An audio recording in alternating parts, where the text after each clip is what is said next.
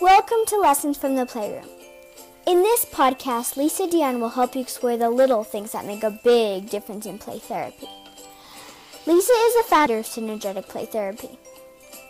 You know, sometimes therapists get all caught up trying to study big theories and mastering techniques to help children like me. But sometimes it's the little things we show you along the way that make the biggest difference. Join Lisa as she teaches you some of the little lessons that children are trying to communicate to you so that you can help us in the best ways possible.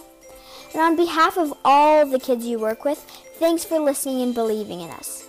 Let's get started. Hi everyone. Thank you so much for joining me again for the next episode from the Lessons from the Playroom podcast.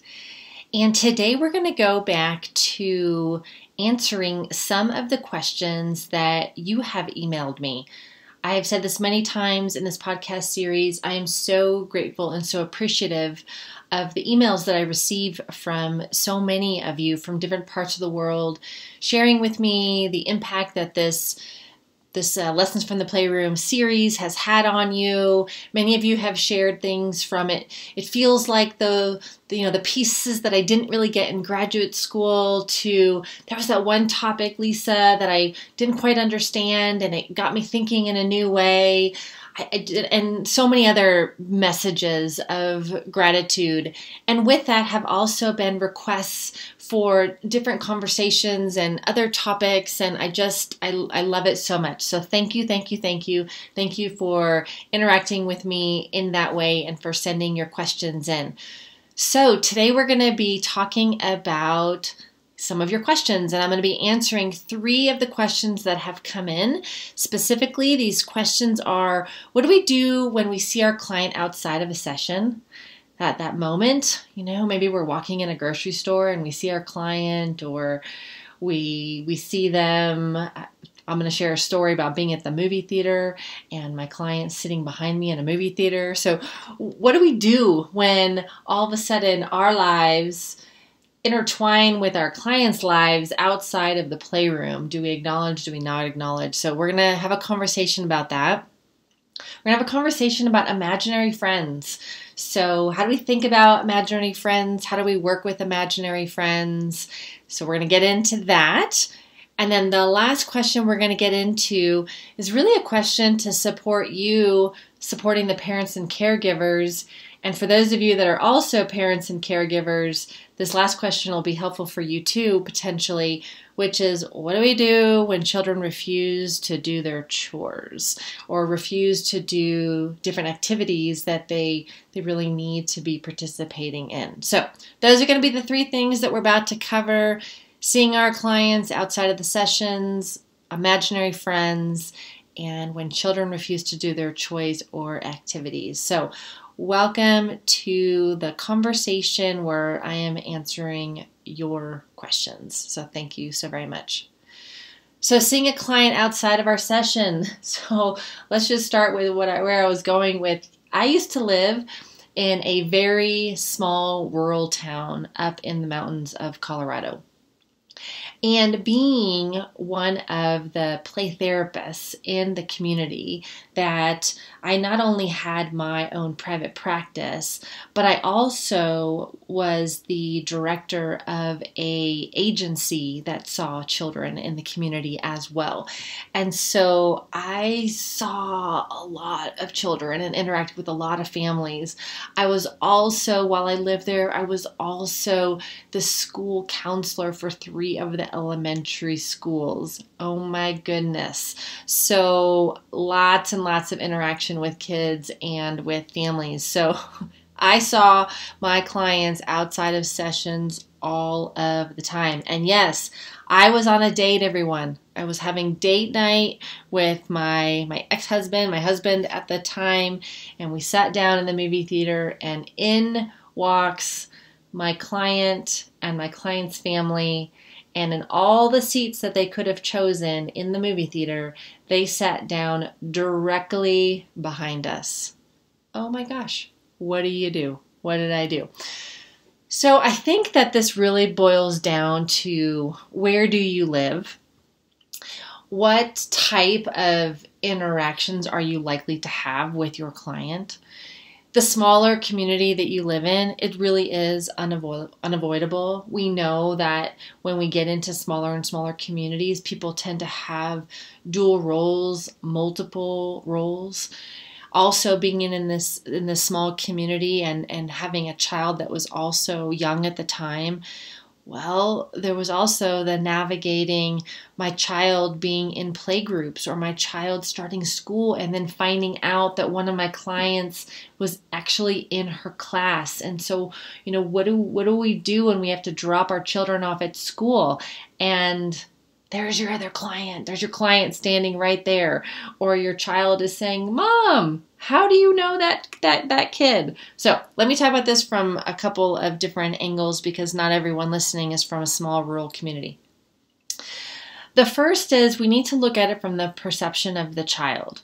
So depending on the child's age, the child may or may not really understand why they can or can't say something to you or why you might be responding to them or not acknowledging them when you see them out in public. So I really do think that we need to keep the child's age in mind.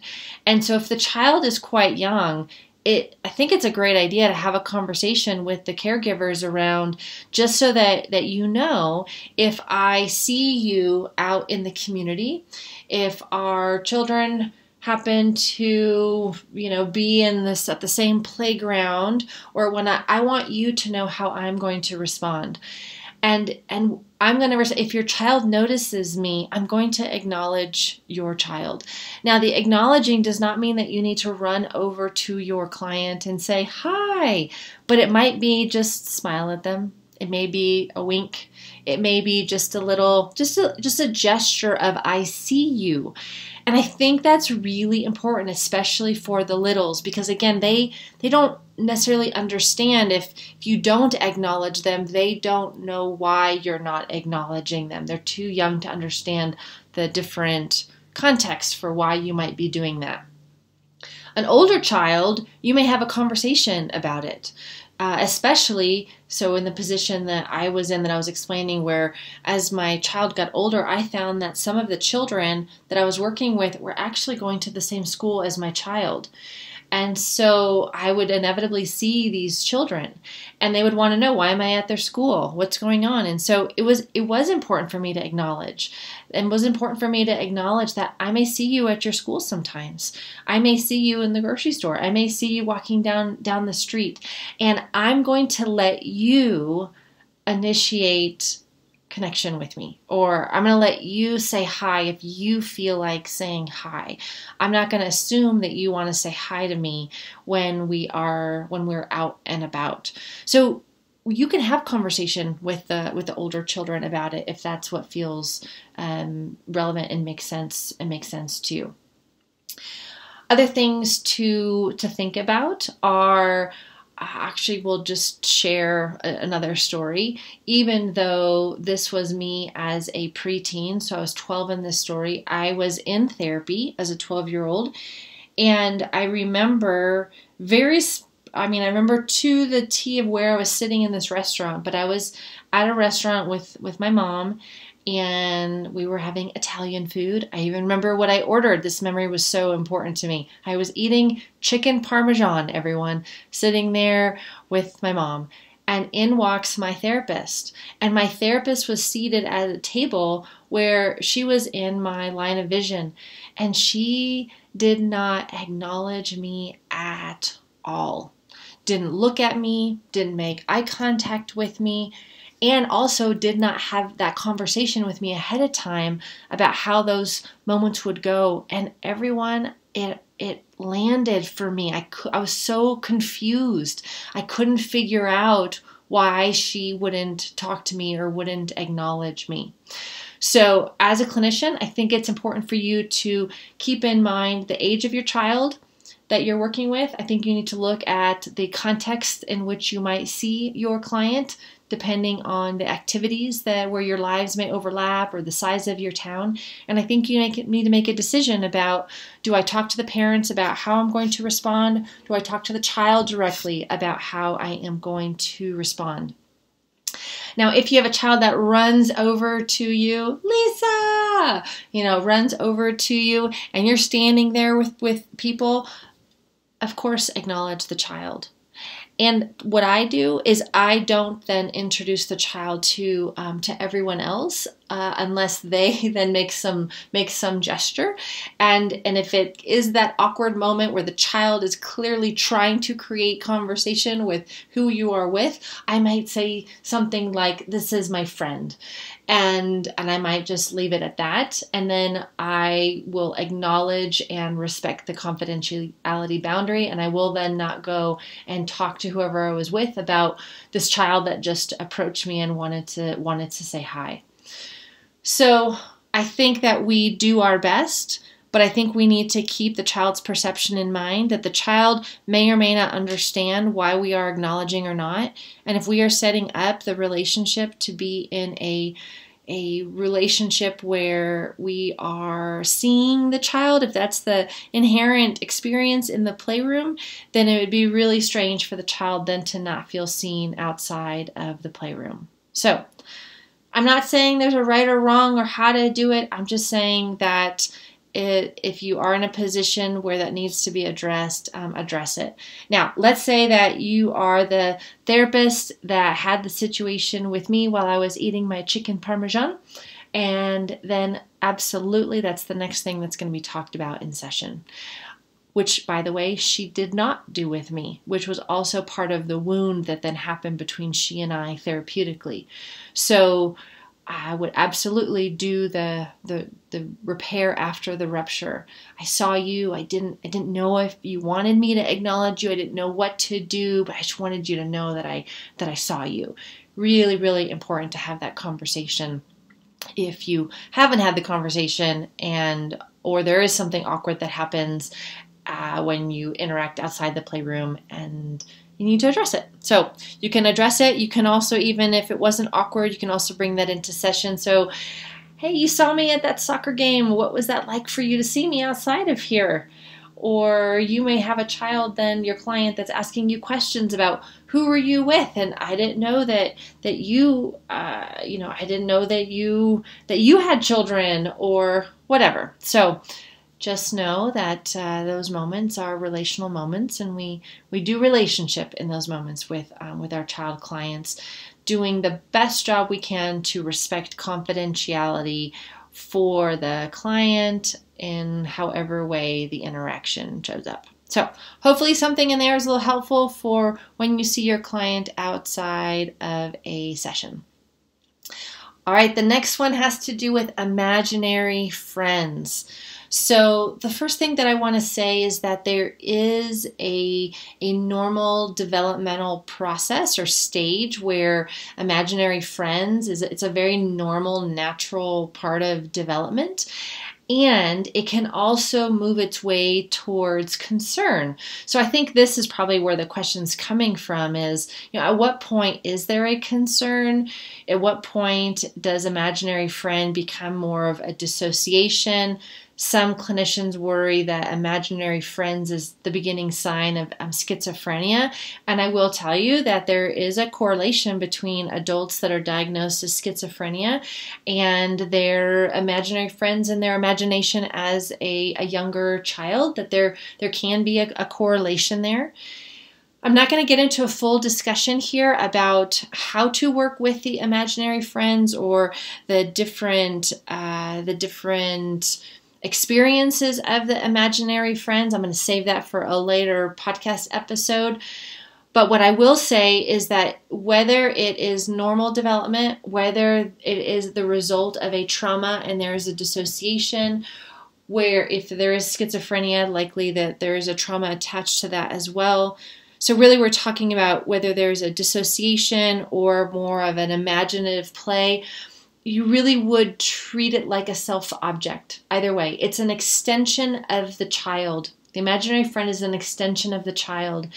And so when you're working with the imaginary friend, acknowledge the imaginary friend. And you get curious about the imaginary friend. The imaginary friend is likely a compensation for something that feels missing in the child's current world. the imaginary friend, even if it's not that, and it's my friend, it's my playmate, which even as I'm saying that, you can hear there's a piece of that of something is likely being perceived as missing. There's a lack or a missing or a wanting of a particular friend or a particular experience with a friend. Sometimes children will have an imaginary friend because it's easier to talk through the imaginary friend than to be direct about who I am. So, well, my imaginary friend wants to go do this, or my imaginary friend, doesn't want to tell you that they're really mad at you. And so you can hear that it's an extension of the self, and so treat it as a self object. So let's say that the imaginary friend is coming into the playroom. Well, welcome the imaginary friend into the playroom. Say hi to the imaginary friend. Get curious about who this imaginary friend is. And again, whether or not that is just a normal part of development, whether it's the beginning of dissociation, that's a little bit more complex, whether it's the beginning of schizophrenia, and even when I say dissociation, a dissociative identity type of an experience, you're going to still work with it in a very similar way. So one of the things that I would caution not to do is to disregard or to reject the child's experience. There's no one there. What are you talking about? But, Sarah doesn't exist. Why are you making Sarah up? So move into it as if Sarah, and I'm naming that as the imaginary friend, as if Sarah is real, because that is a part of the self that the child wants you to know, wants you to connect with, and if it's part of a trauma, that's the part of the self that needs to be worked with anyway. So hopefully that's helpful, just a little piece there on imaginary friend. Go with it. Encourage the parents to go with it. Get curious about who this imaginary friend is. Can give so much information about what's going on inside of the child. And again, potentially what the child perceives is missing, and potentially what the child might be compensating in their imagination from their experience in real life. Okay, the last one, children refusing to do their chores or activities. So how do we work with this? We have parents and caregivers come to us all the time asking questions and saying things like, my child won't listen to me. How do I get my child to clean their room? I've asked them, 20,000 times and my child refuses to do it. Or how do I get my child to do their homework? But what do we do when children refuse to do their chores? So I want to talk a little bit about the psychology behind this, because we need to understand the psychology behind what's going on with the child so that we don't place this in the category of, well, the child's just being defiant. Well, the child's just trying to make me mad, or trying to make the parent mad. Or the child is just trying to be naughty. Or the child is not minding his or her manners, and that is what they need to do because that is the role of the child.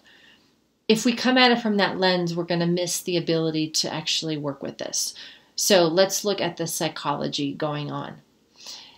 The reality is that every child has things that they love to do and things that they don't love to do.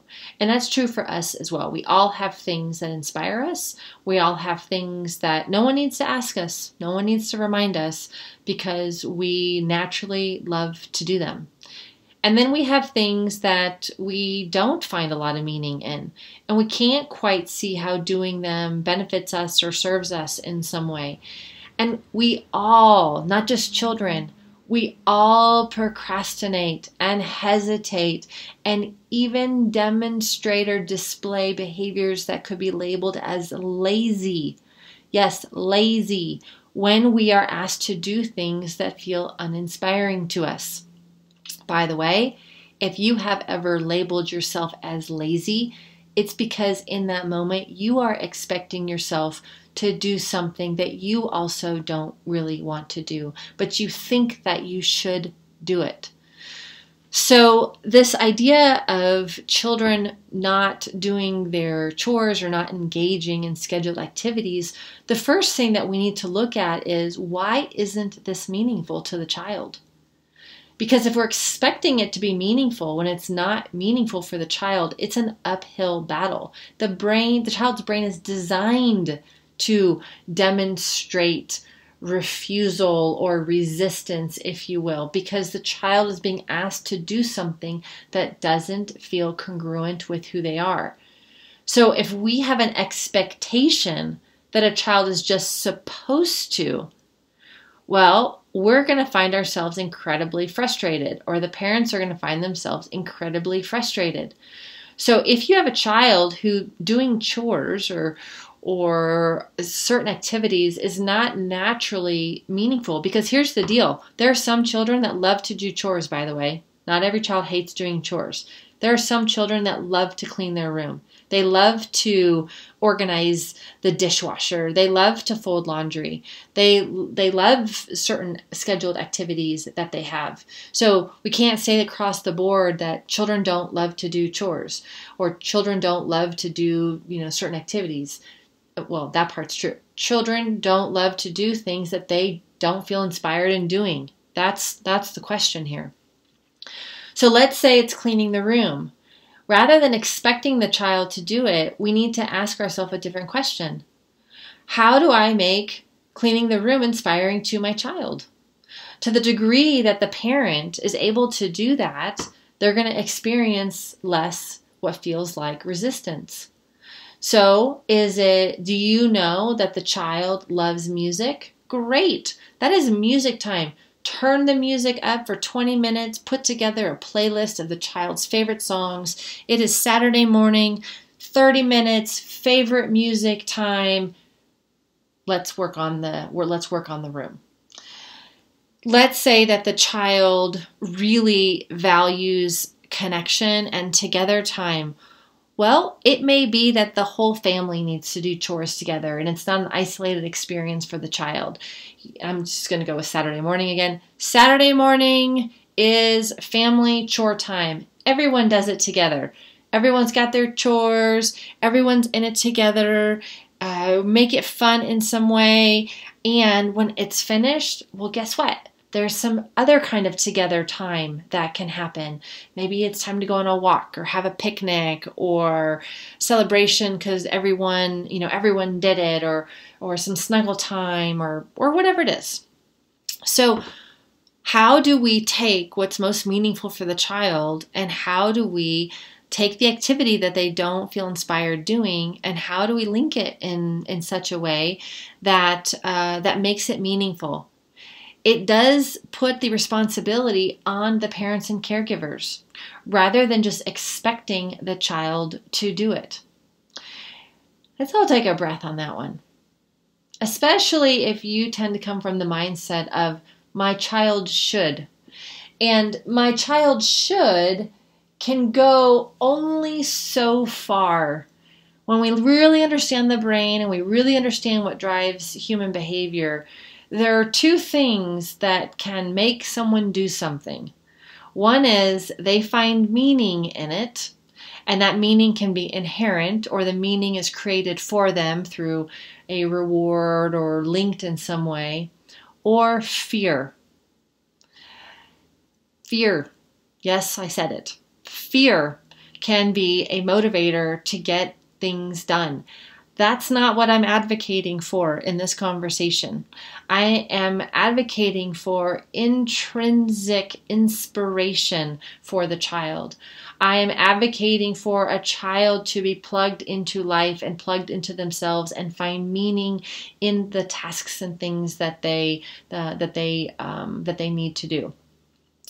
Also, with chores and activities, I find that a lot of families choose the activities for the child, rather than letting the child choose out of a list of 10 possibilities of how they can contribute. What are the ones that the child feels most inspired by to be able to contribute? So again, the more that this can be tailored to the child, the less resistance, the less refusal this can be experienced. Less refusal can be might be experienced by the parents, by the caregivers. So with the parents that I work with, this is conversation. I often have conversations with parents about this, and together we work on getting creative about how to make these activities a bit more meaningful and a bit more inspiring to them. By the way, the same thing is true in therapy. Sometimes the child is refusing to do activities in therapy or refusing to come to therapy because they don't see the meaning in it. Maybe what we're asking them to do doesn't feel inspiring. Maybe you've got a child that loves art and you keep insisting on directive activities where they build something with blocks or something, and the child doesn't want to build blocks. That's not what's meaningful. The child wants to create something in an artistic way with crayons or paints or something like that. Or the child feels that the conversations that are happening are really focused on the behaviors and less on who the child is and helping the child feel really connected to themselves and to the relationship. So let's keep this in mind. Refusal simply means I don't see meaning in it. That's what refusal means. There's something about what's being asked that feels incongruent. So how do we create congruency for the child, and so that the child can feel more engaged in participating in the activity or whatever it is that's being asked of the child? So there you go, everyone. What do you do when you see your client outside the session? I gave you a little bit on imaginary friends. I think it would be great. I'm going to put it on the list to do a later podcast that's a bit more in-depth on that one. And then also, how do we help kids who are refusing to do their chores and activities? As always, take care of yourselves. You are the most important toy in the playroom. If you have specific questions like these, send them to me. Remember, it's the little lessons, it's the little conversations, the little tidbits, the little nuggets, the things that make us think just a little bit differently, that increase our confidence and help us feel more masterful and feel more inspired as clinicians. So bring me your questions, bring me your topics that you want more of. Keep conversation going with me. I value you. I appreciate you. Until next time. For more information on our courses and our classes, please go to our website at synergeticplaytherapy.com and check out what we have available to you. And as always, remember that you're the most important toy in that playroom.